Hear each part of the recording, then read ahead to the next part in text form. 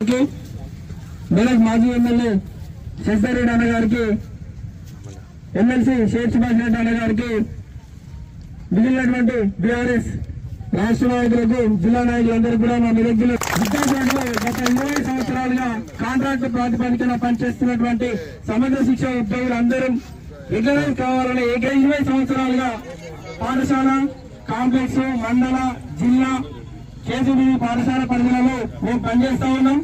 ఇప్పుడు గత 14 రోజులుగా చేస్తున్నటువంటి ఈ సమ్మె వలన ముఖ్యంగా ఆడపిల్లలు, పేద పిల్లలు చదువుకునేటటువంటి కేజీబీలు, యూఆర్ఎస్ లలో విద్యా వ్యవస్థ మొత్తం కుట్టుబడిపోయి విద్య నడవకుండా కేవలం మా మానవతా దృక్పథంతో పిల్లల ఆలనా పాలన చూడాలనే ఏకైక లక్ష్యంతో అక్కడ ఒక్కరు లేదా ఇద్దరు మాత్రమే ఉంది.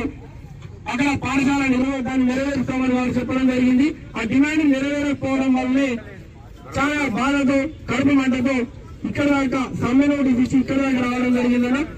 ఈ డిమాండ్ నెరవేరడానికి మేము మిమ్మల్ని కూడా సహాయం కోరినాం. దానిలో భాగంగా అసెంబ్లీలో హరీష్ రావు అన్న గారు కావచ్చు, అదేవిధంగా కొత్త ప్రభాకర్ రెడ్డి గారు కావచ్చు, మండలిలో శేషుభాష్ రెడ్డి గారు కావచ్చు, మిగిలిన బీఆర్ఎస్ సభ్యులంతా కూడా మా సమస్యను లేవనెత్తి నేరుగా ప్రభుత్వం దృష్టికి తీసుకెళ్లినందుకు సమానంగా అందరికీ ధన్యవాదాలు తెలుపుతున్నామన్నా.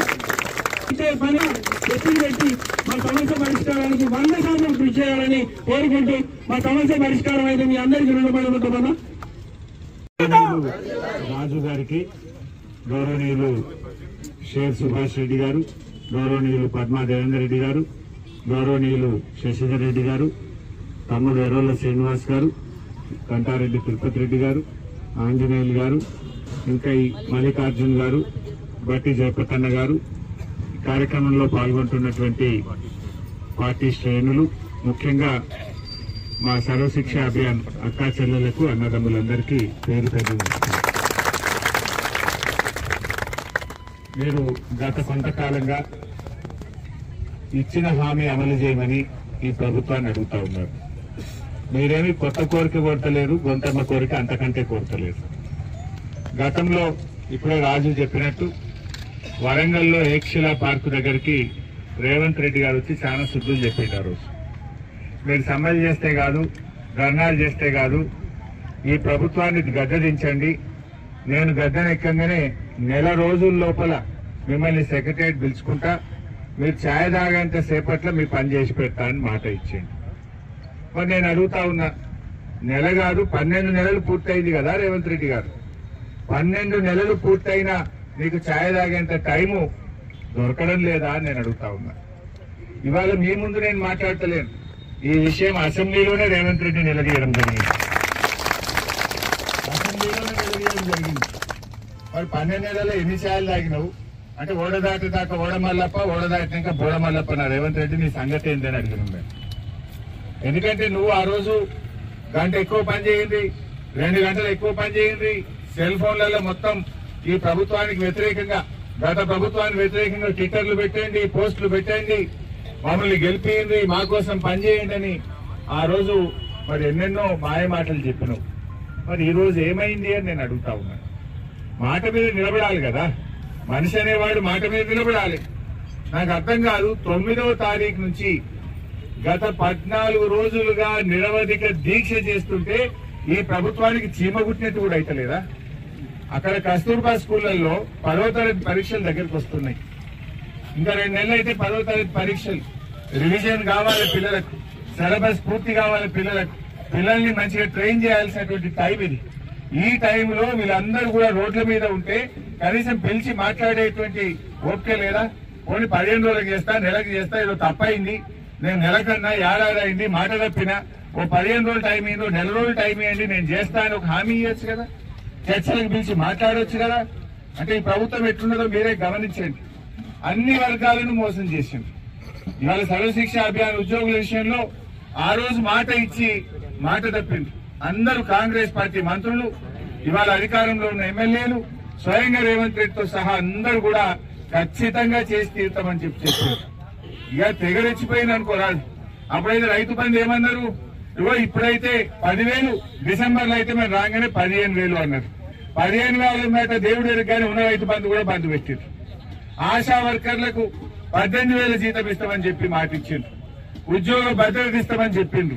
మొన్న ఆశా వర్కర్లు కోటిలో రిప్రజెంటేషన్ ఇవ్వడానికి పోతే మీరు టీవీలో చూసుంటారు.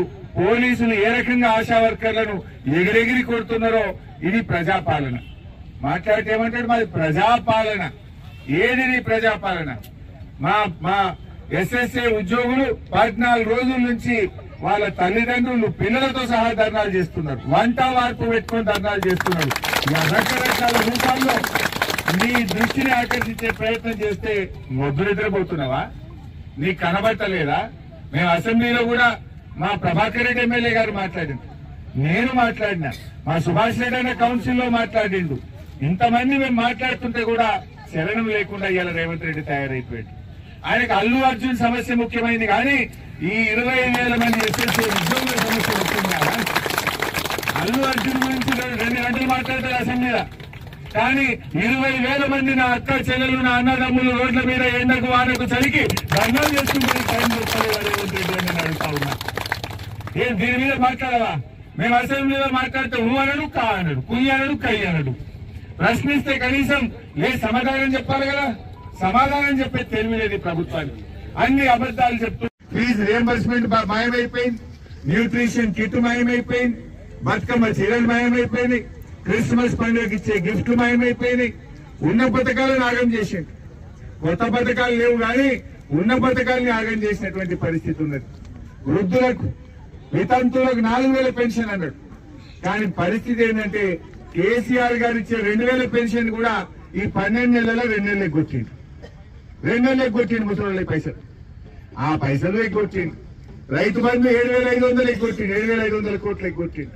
ముసలి పెన్షన్ 2 నెలలు అంటే 2,000 కోట్లు ఎగ్గొచ్చింది. బతుకమ్మ చీరలంటే అవి 500 కోట్లు ఎగ్గొచ్చింది పేదలకు వచ్చేది. ఇట్లా కేసీఆర్ కిట్, న్యూట్రిషన్ కిట్ అంటే అవొక 500 కోట్ల రూపాయలు ఎగ్గొచ్చింది. మరి ఆడిపోతున్నాయి పైసలు. 1,27,000 కోట్లు అప్పు చేసింది ఏడాది. మాటలు అన్ని ఎక్కువ ఉన్నాయి. అంటే బడా బడా కాంట్రాక్టర్లకు పర్సెంటేజీలు తీసుకొని బిల్లులు ఇస్తున్నారు తప్ప పేద విద్యార్థులు గాని ఉద్యోగులు గాని ఇవాళ ఈ ఎస్ఎస్సీ లాంటి మరి ఉద్యోగులకు ఈ రోజు ఇవ్వడం లేదు. ఆనాడేమో సమాన పనికి సమాన వేతనం అన్నాడు, ఇచ్చి తీరుతా అన్నాడు. ఇవాళ ఎందుకు మాట్లాడతలేదు? మరి ఆ మంత్రులు ఓ సీతక్కనో, పొంగులేటో, బతి విక్రమార్కనో మరి ఎక్కడ పోయింది? ఎందుకు స్పందిస్తలేరు? ఏ టెంటాలకి ఎందుకో రారు. మరి ఇప్పుడు వచ్చేందుకో మాట్లాడరు. ఇప్పుడు అపాయింట్మెంట్ దరఖాస్తు తీయడానికి కూడా మీరు పోతే సెక్రటరియట్ మిమ్మల్ని లోపల రానియాలి. మీరు ఆ రోజు సెక్రటరియట్ చలో సెక్రటరియట్ కార్యక్రమం పెట్టుకొని పోయింది. అరెస్టులు చేసి ఎక్కడికక్కడ అరెస్టులు చేసి రాత్రి దాకా పోలీస్ స్టేషన్లలో పెట్టి వేధించేటువంటి కార్యక్రమాలకు పాల్పడ్డారు. బట్ ఏది ఏమైనా మీరు ఐక్యంగా ఉండండి. తప్పకుండా ఆయన ఇచ్చిన హామీ అమలు చేసేదాకా బీఆర్ఎస్ పార్టీ మీకు వెన్నుదన్నుగా ఉంటుంది, మీ పక్షాన పోరాడుతూనే ఉంటుంది. ఏదో అసెంబ్లీ అడిగి వదిలేసామని మీరు అనుకోకండి. తప్పకుండా నిరంతరం మీరు అండగా మేము ఉంటాం. ఎక్కడ అవకాశం ఇస్తే అక్కడ ఈ ముఖ్యమంత్రిని, ఈ మంత్రులను, ఈ ప్రభుత్వాన్ని మీ పక్షాన నిలదీస్తూనే ఉంటాం. మీ సమస్య పరిష్కారం అయ్యేదాకా మీ వెన్నంటి ఉంటామని చెప్పి హామీ ఇస్తాము. ఎందుకంటే ఇప్పటికే లేట్ అయింది, 14 రోజులు అయింది. అటు చూస్తే పిల్లలు, ఇటు చూస్తే మీరు ముఖ్యమే, అటు పిల్లలు ముఖ్యమే. మాకు పిల్లలు భవిష్యత్తు దెబ్బతినట్టు మీ హామీ నెరవేరాలి. ఈ రెండింటి మధ్య ఈ ప్రభుత్వం వల్ల అటు పిల్లలు నష్టపోతున్నారు, ఇటు మీరు నష్టపోతున్న పరిస్థితి ఉన్నది. డెఫినెట్ గా మళ్ళీ త్వరలోనే ఒక డెలిగేషన్ రూపంలో ఈ ప్రభుత్వం దగ్గరికి వెళ్లి మీ పక్షాన మీతో చర్చలు జరపాలి, మీరు పరిష్కరించాలని చెప్పి కూడా ఈ ప్రభుత్వం మీద ఒత్తిడి పెంచుతాం. మీరు కూడా ఆయన సూత్రం ఆయనకే పెట్టుండ్రి. ఇది ముళ్ళుతో తీయాలన్నట్టు రేవంత్ రెడ్డి సూత్రం రేవంత్ రెడ్డి పెట్టరాదా మీకు? అప్పుడు ఏమన్నా 2 గంటలు ఎక్కువ పని చేయండి, కేసీఆర్ ను బదనాం చేయండి, బీఆర్ఎస్ ను బదనాం చేయండి, హరీష్ రావును బదనాం చేయండి అని రెచ్చగొట్టింది మిమ్మల్ని. సరే, ఆశావాదులం ఎవరమైనా ఆశిస్తాం, తప్పు లేదు. మరి మీరు ఆయన నమ్మి పని చేస్తుంది. ఇవాళ ఏమైపోయాయి? ఇప్పుడు ఆయన సురుకు ఆయనకే పెట్టుందిగా. ముళ్ళుతోనే తీయండి. ఆయన ఏం చేస్తుండు?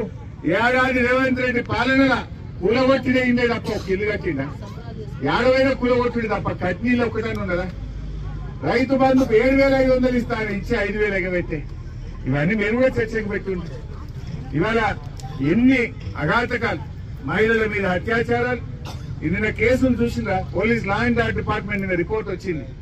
42% రేవంత్ రెడ్డి పాలనలో పోయినసారి కంటే ఎక్కువ కేసులు, ఎక్కువ క్రైమ్ జరిగింది. పోయిన ఏడాది కంటే కేసీఆర్ పాలన కంటే 42% క్రైమ్ రేట్ పెరిగింది.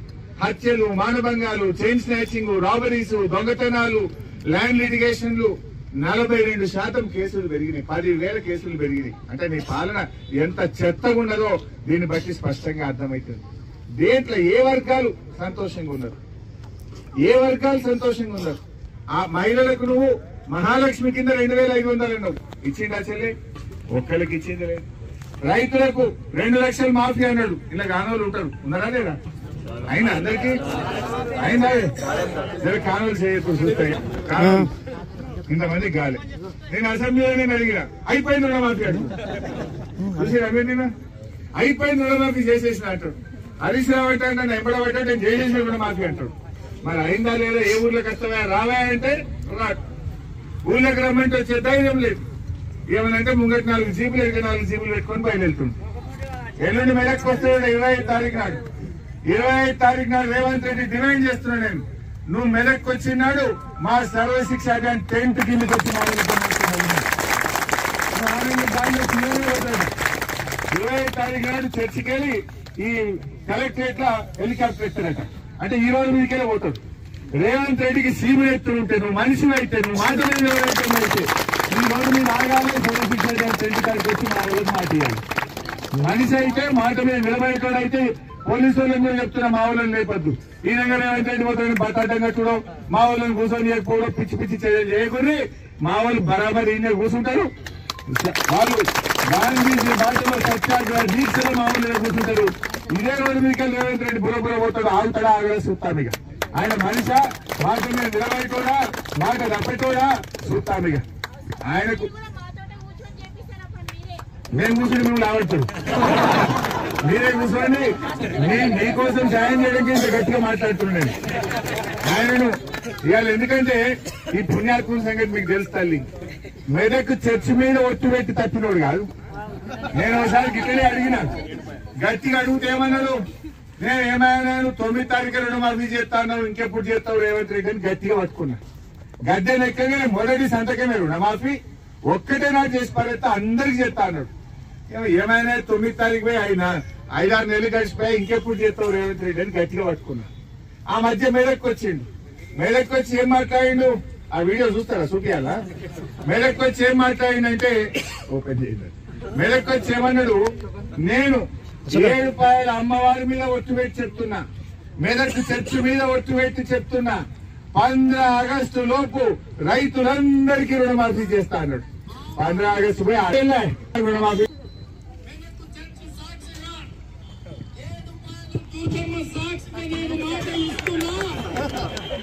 మీ సమస్య పరిష్కారం కోసం మా వంతు సంపూర్ణమైన సహకారం ఉంటుంది.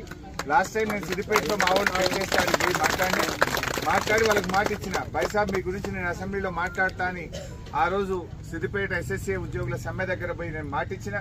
ఆ ప్రకారంగా అసెంబ్లీలో గట్టిగా అడిగినాం, నిలదీసినాం, కౌన్సిల్లో కూడా అడిగినాం, మీకోసం ప్రయత్నం చేసినాం. అయితే ఈ ప్రయత్నం ఇంతటితో ఆగదు. మీ సమస్య పరిష్కారం అయ్యేదాకా కూడా సంపూర్ణంగా మీకోసం మా వంతు పూర్తి సహకారం కృషి ఉంటుందని, మీరు కూడా ముళ్ళుతో తీయాలన్నట్టు ఆయన చేసిన గ్లోబల్స్, అబద్దాలు, తప్పులను సోషల్ మీడియాలో ఈ ప్రభుత్వాన్ని ఎత్తి చూపే విధంగా మీ సహకారం, మీ కృషి ఉండాలి. ఆయనను గట్టిగా మనం ఒత్తిడి పెడితేనే చేసే రకం, అది మొదటి రకం ఉన్నది. గట్టిగా ఎంబడబడితేనే చేసే రకం కనుక మీరు గట్టిగా ట్రోలింగ్ చేయండి, అబద్దాలను ఎత్తి చూపండి, ఈ ప్రభుత్వం తప్పిదాలను ఎత్తి చూపండి, ఈ ప్రభుత్వం మాట తప్పిన తీరును కూడా ఎక్కడికక్కడ ప్రశ్నించండి అని చెప్పి నేను కోరుకుంటూ, మీ సమస్య కోసం తప్పకుండా నేను కొట్లాడితే ఇప్పుడు వరంగల్ పోతున్నా. అదే ఏకశిలా పార్టీ దగ్గర మీ ఎస్ఎస్సీ ఉద్యోగుల కోసం మాట్లాడతా. మెదక్ వరంగల్ పోతున్నాను. వరంగల్లో ఎక్కడ ఏ ఏకశిలా పార్టీ దగ్గర రేవంత్ రెడ్డి మాట్లాడి ఇప్పుడు ఆడికే పోతున్నా. ఆడ మీ ఎస్ఎస్సీ ఉద్యోగుల గురించి మళ్ళీ అక్కడ మాట్లాడతాను. Thank you. ఉద్యోగులు రోడ్డు మీదకి ఎక్కిన పరిస్థితులు. ఈ విద్యాశాఖకు మంత్రి లేడు, కనీసం మంత్రిని పెట్టే చేత కాదు. ఈయన మాట్లాడుతుందే నేను ఉద్ధరిస్తా, నేను బాగా చేద్దామని పెట్టుకున్నాను. ఆ రోజు ఏం మాట్లాడింది వీళ్ళ మేనిఫెస్టోలో? మేము అధికారంలోకి వస్తే విద్యకు 15% నిధులు కేటాయిస్తామని చెప్పింది. మొన్న పెట్టింది ఎంత బడ్జెట్ లో? 7%. సగం కూడా పెట్టలే. మాటలు కోటలు దాటినాయి. అధికారంలోకి వచ్చిన తర్వాత చేతులు గడప దాటని పరిస్థితి వచ్చింది. విద్యాశాఖకు బడ్జెట్ లో 15% నిధులని 7% నిధులు పెట్టలే. అవి కూడా విడుదలైతలేవు. మాట్లాడితే గ్రీన్ ఛానల్ అంటాడు. యాడుంది గ్రీన్ ఛానల్? 4 తారీఖు లోపల మీకు జీతం వచ్చింది. అదమ్మా 1వ తారీఖు ఇస్తున్నా అంటాడు. ఈ సర్వశిక్ష అభియాన్ ఉద్యోగులకు ఒక్కరికన్నా 1వ తారీఖు జీతం వచ్చిందా చెప్పండి నాకు? 3 తారీఖు, 4 తారీఖు, 5 తారీఖు, ఆశాలకైతే 16వ తారీఖు, అంగన్వాడీలకు 18వ తారీఖు. ఇక నరుకుమంటే 1 తారీఖు జీతం ఇస్తున్నారని ఈ కాంగ్రెస్ నాయకులు, ముఖ్యమంత్రి ఇక నరుకుడు ఉన్నది. మాటల్లోనే చెప్పుడు కానీ చేతల్లో లేదు కథ. అన్ని అబద్దాలు చెప్పే కార్యక్రమం. ఇవాళ సర్వశిక్ష అభియాన్ ఉద్యోగులు మీరు సమ్మె చేస్తే లక్షల మంది పిల్లల జీవితాలు కదా. ఇవాళ 10వ తరగతికి పిల్లలు, అదేవిధంగా మిగతా స్కూల్ పిల్లలు ఇవాళ చాలా ఇబ్బందులు పడతా ఉన్నారు. ఈ గవర్నమెంట్ వచ్చినాక గ్రీన్ ఛానల్లో నేను మెస్ బిల్లులు ఇస్తా అంటాడు. ఇక సర్వశిక్ష మన కస్తూర్బా స్కూల్స్ టీచర్లు ఉన్నారు. ఎప్పుడైనా పడ్డా ఆ పైసలు? ఇవాళ కూడా పెండింగ్ ఉన్నాయి. కాస్మెటిక్ ఛార్జీలు పెండింగ్ ఉన్నాయి, మెస్ బిల్లులు పెండింగ్ లో ఉన్నాయి, పిల్లలకు రావాల్సిన ట్యూషన్ ఫీజులు, ట్యూటర్ల ట్యూషన్ ఫీజులు పెండింగ్ లో ఉన్నాయి. కానీ ఆయన ఏమంటాడు అసెంబ్లీలో? గ్రీన్ ఛానల్ చెప్పిన సస్పెండ్ చేస్తా అంటాడు. సస్పెండ్ చేయాల్సింది ఇప్పుడు నిన్నే చేయాలి. మాట చెప్పినాను. నువ్వు చెప్పుడే ఉన్న తప్ప చేసింది లేదు.